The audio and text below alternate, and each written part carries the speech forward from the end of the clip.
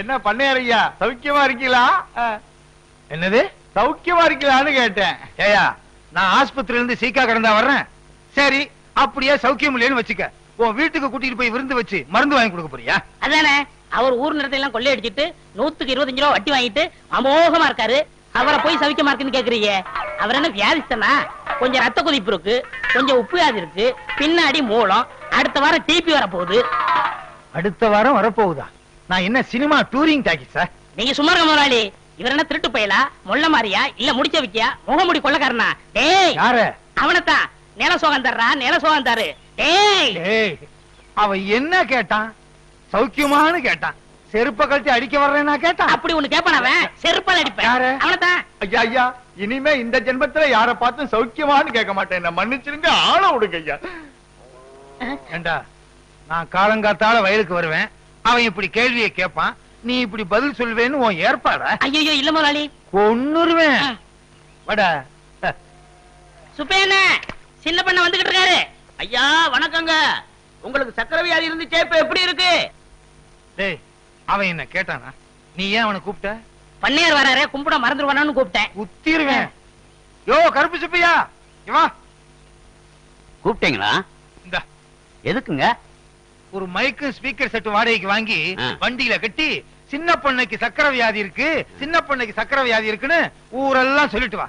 சரி ஒண்ணுடா, இனிமே சக்கரை வியாதி எப்படி இருக்குன்னு கேட்ட கொன்னுருவேன். கொன்னு போட. டேய் இனிமே யாரையும் கூப்பிடக்கூடாது. என்ன சின்ன பண்ண வராரு. ஏன்டா அவனை கூப்பிட்டா? உங்களுக்கு ரத்த கொதிப்பு, சக்கரை வியாதி இப்ப எப்படி இருக்குன்னு கேட்காதீங்கன்னு சொல்ல வந்தேன். டேய் உலகத்துல எல்லாருக்கும் சக்கரை வியாதி இருக்கு, ஒரே ஒருத்தருக்கு மட்டும் சக்கரை வியாதி இல்ல. யார் முதலாளி? இந்தோனேசியா பழைய பிரதம மந்திரி சுகர் நோ. சுகர் நோன்னா என்னங்க? சுகர்னா சக்கரை, நோன்னா இல்ல, சக்கரை இல்ல. நீங்க இங்க இல்ல, நீங்க எங்கேயோ இருக்க வேண்டியவர். உனக்கு புரியுது, ஏன் ரெண்டு பொண்டாட்டிக்கு புரிய மாட்டேங்குதே?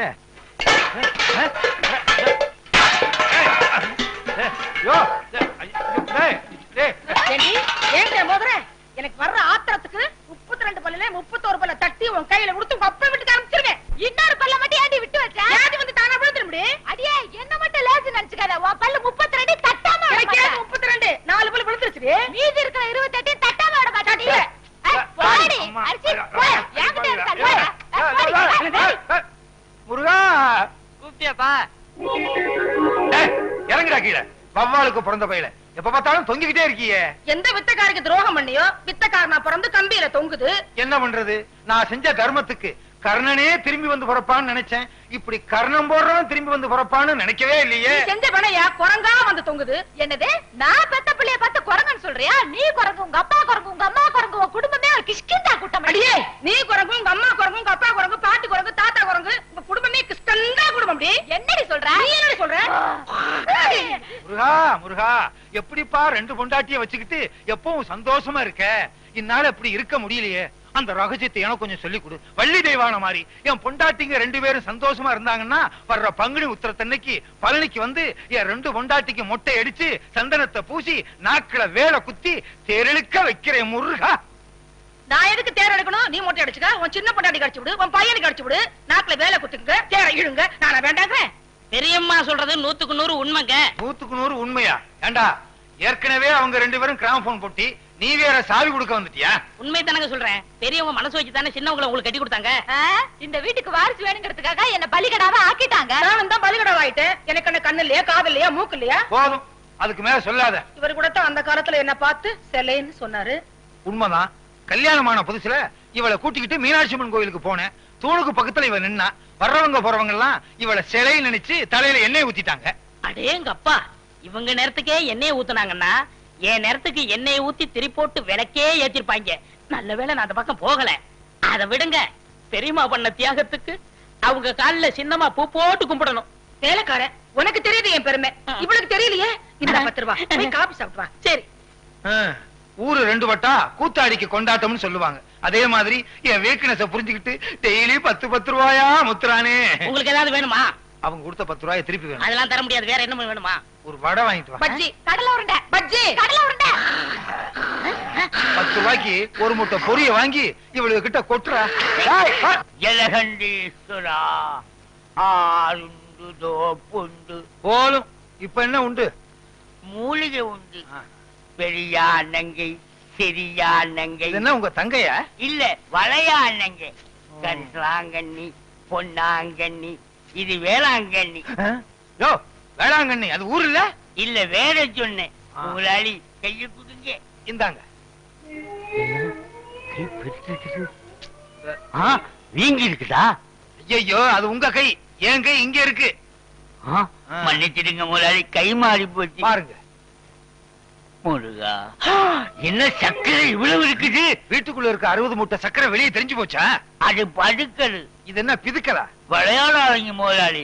முதலாளி, உங்களுக்கு சக்கரை எக்கச்சக்கமா இருக்குது. அதனால முதலாளி, இனிமே நீங்க சோத்த கண்ணால பார்க்க கூடாது. நான் சோத்த கண்ணால பார்க்க கூடாது. அவன் சோத்திலேயே கிணறு வெட்டி பம்பு செட்டு வச்சிருவான் போல் இருக்கு. ஐயோ, 10 ஆளு திங்கிற சோத்த ஒத்தாளு திங்கிறானே, அட பாவி. முதலாளி, நீங்க வாழைக்காய், கத்திரிக்காய், சுரைக்காய் எல்லாமே சாப்பிட்டு இருக்கீங்க. நான் சாப்பிட்டது உங்களுக்கு எப்படி தெரியும்? நாடி சொல்லுதே, நரம்பெல்லாம் பின்னி கிடைக்குது. முதலாளி, இனிமே இந்த மாதிரி காய்கறிகளை தொடவே கூடாது. ஐயோ ஐயோ. ஆஹா ஆஹா, நம்ம தோட்டத்து கத்திரிக்காய் தான் நல்லா இருக்கு. கோழிக்கறி, கொத்துக்கறி வேற தின்னு இருக்கீங்க. கொத்துக்கறியா? குத்து மதிப்பா சொல்றீங்களா? நாடி சொல்லுதே, இனிமே கோழி வகைராவை தொடக்கூடாது.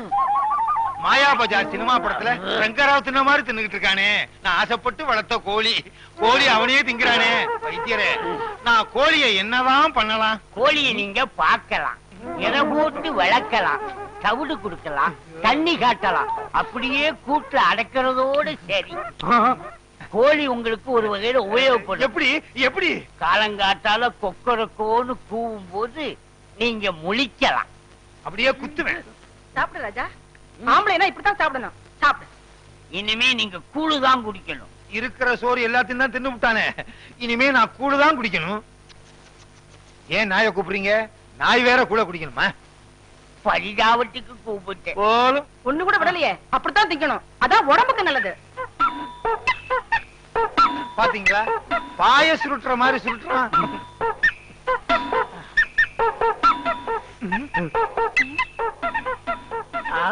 அவ்வளவு தின்னுபிட்டு அரிசியையும் கொட்டிக்கிறிய. பட்டளை. ஐயோ, பாத்தீங்களா? வெந்தது, வேகாதது, வேக போறது எல்லாத்தையும் தின்னு விட்டு பட்டளையா. கர்ண கவச குண்டலத்தோட பிறந்த மாதிரி இவன் வயிற்றுல கிரைண்டரோட பிறந்திருக்கான். எது தின்னாலும் அரைச்சிருது. தலைவா, தலைவா, எனக்கு மறைக்குது. நான் குழி தோண்டி உட்கார்ந்தாலும் உனக்கு மறைக்கத்தான் செய்யும். பெஞ்சு மேல ஏறு. அப்ப என்ன கொஞ்சம் மேல ஏத்தி விடுங்க. இது வேறயா? போடா போ.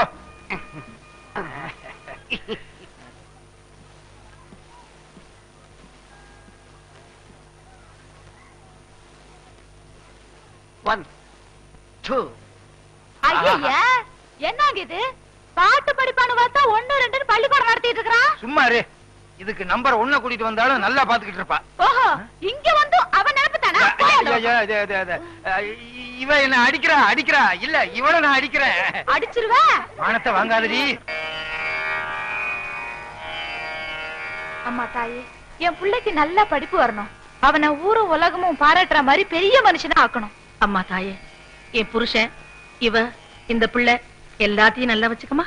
தாயே சரஸ்வதி, எப்பவும் போல வரவு ஓகோன்னு நடக்கணும். நான் தான் எல்லாருக்கும் கடன் கொடுக்கணும். இந்த ஊர்ல இருக்க எல்லாரும் என்கிட்ட தான் கடன் வாங்கணும். யாராருக்கு எவ்வளவு கடன் கொடுத்தேன், யாராருக்கிட்ட வட்டி வசூல் பண்ணிருக்கேங்கிற புது கணக்கு இந்த புத்தகத்துல எழுதி வச்சிருக்கேன். பழைய கணக்கெல்லாம் கிழிச்சிட்டேன். தாயே சரஸ்வதி, நீதான் எங்களை ஆசீர்வாதம் பண்ணணும். விழுந்து கும்பிடு. உனக்கு வேற தனியா சொல்லணுமா? விழுந்து கும்பிடு. அவங்கள தானே விழுந்து கும்பிட சொன்னீங்க, என்ன சொன்னீங்களா? சாமி கும்பிடும் போது கூட 2 பொண்டாட்டிக்காரன் பிரச்சனை தீர மாட்டேங்குது. சரி, உனக்கு ஒரு தரம் சொல்றேன், விழுந்து கும்பிடு. டே அராத்து, கும்பிடுறா. டே இப்படி கும்பிட்டா சரஸ்வதி தலைகீழா தெரியும்டா. எனக்கு நேரா தெரியுது. போதும், ஒழுங்கா கும்பிடு.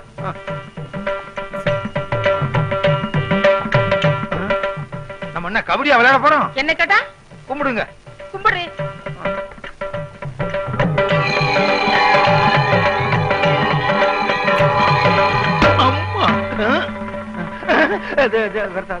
ஏண்டா, வருஷம் புது கணக்குன்னு சொல்லி பொய் கணக்க வச்சு நீ பூஜை பண்ணுவ, நானும் வீணைய வச்சுக்கிட்டு வெக்கம் கட்டு போய் செவனேன்னு உக்காந்துருக்கேன்னு பாத்தியா?